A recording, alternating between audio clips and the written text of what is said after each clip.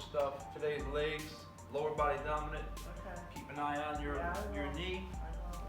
All right, so let's get some hip mobility first. So we're gonna have a seat. Oh, yeah.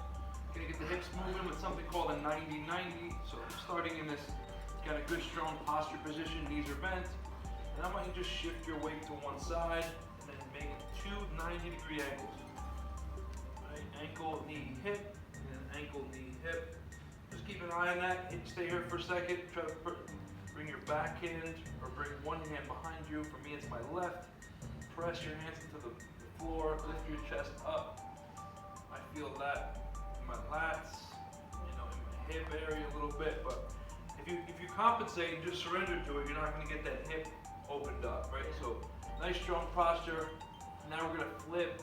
Ooh, try to open that book. Try to bring that 90-90 toward the other side while keeping your chest and ribcage up. That gets spicy. Now again, you could shrink down and have some compensation and maybe not get as much mobility in the hips. But the minute you try to keep that posture up, it's going to change that energy toward the hip.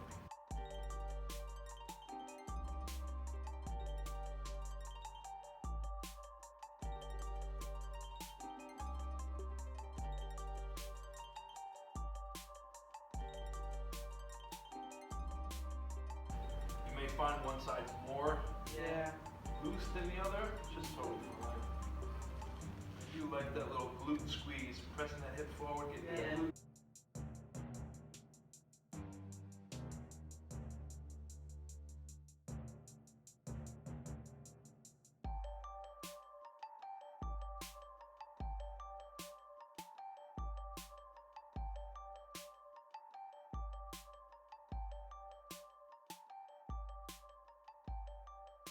All right, next up, a little squat therapy. We're gonna head over to the wall.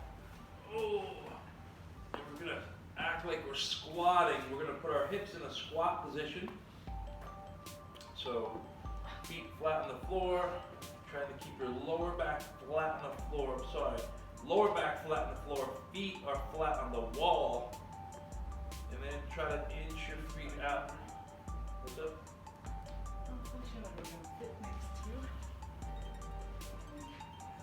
Press your hands, get your arms on the inside of your knees, and just press outward.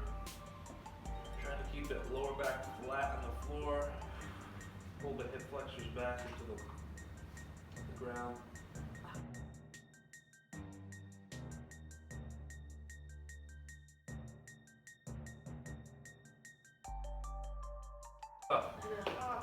All right, we need to activate the core and the glutes for the lower body work period. Hypertrophy. It's a lot of work, but you guys can handle it. So first up, bent knee wipers. We're going to do compounding reps, so we're going to add reps each round. Our first, take a bent knee position here, flat on the floor, hands are out, pressing the hands into the floor. Try to keep your shoulders down into the ground. Drop your hips to one side. Don't go all the way down. Try to keep tension on the core. Try to keep tension on the obliques and also the upper back, believe it or not, because you're pressing hard into the ground, not letting yourself roll up and surrender to that. So that stretch is going to happen in your lower back, and your abs are going to get nice and warm. We'll call them warm.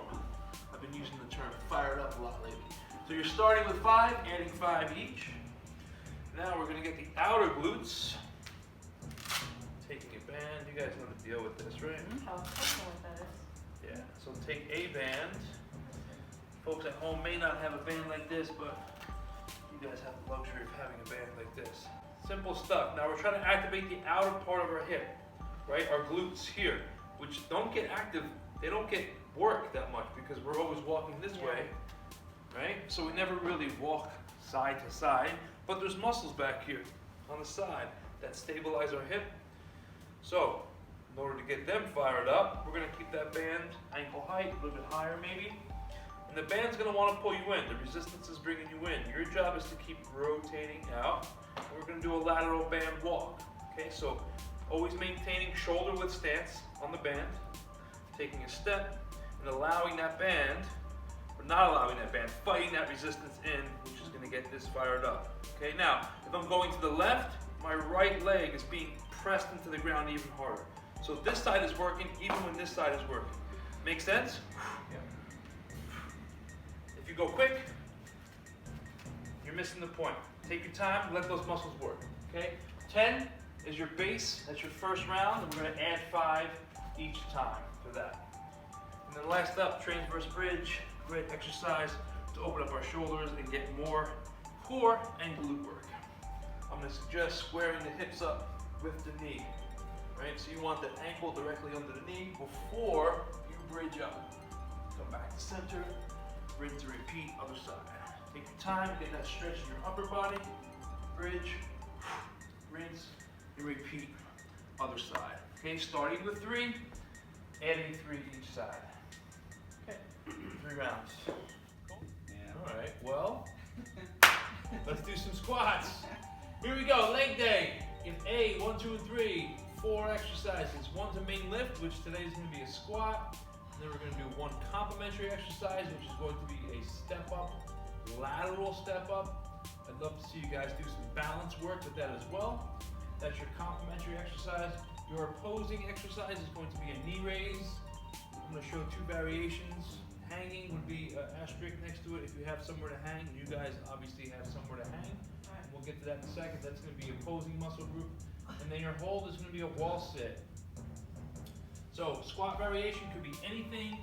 If you guys are doing back squats, front squats, kettlebell squats, 1 kettlebell, 2 kettlebell, whatever you're doing, you're looking to use the things you just warmed up with, right? So if you're doing your squats, you want to think about pressing outward towards the outer part of your hips, and while keeping your feet flat on the floor, right? So the muscles that you just did that you just activated with your lateral band walk, you're going to want to activate them on the way down into the squat. Okay, so it's going to force you to kind of press your hips outward, sort of, without ducking your feet out, right? So now you guys know what that outer part of your glute feels like. That's what you should be concentrating on the way down of your squat, as well as keeping your abs nice and tight. I didn't want to talk while I was doing that because I want to keep all that air in here, okay? That's your main lift. Again, 6 to 8, you can do goblet squats, 1 kettlebell, 2 kettlebells. If you have the option, what you guys do, you can do a back squat, front squat, whatever we need to do for that. Okay, your complementary exercise is going to be a unilateral, which means 1 at a time, lateral step up.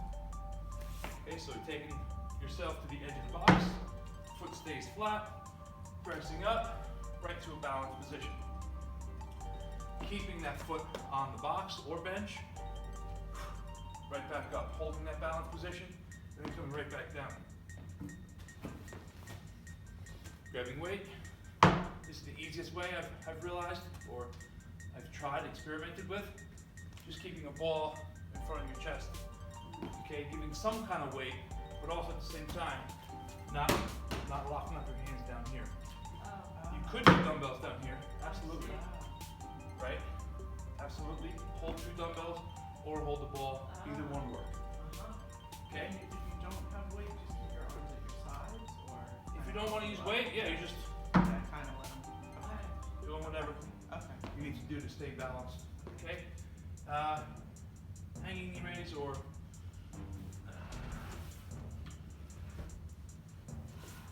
we're looking at the hip flexors now.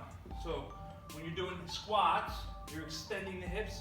Back here is working mostly, okay? Glutes, hamstrings, the primary mover, right? Hip extension. Now we're gonna do hip flexion, bring those knees towards your chest.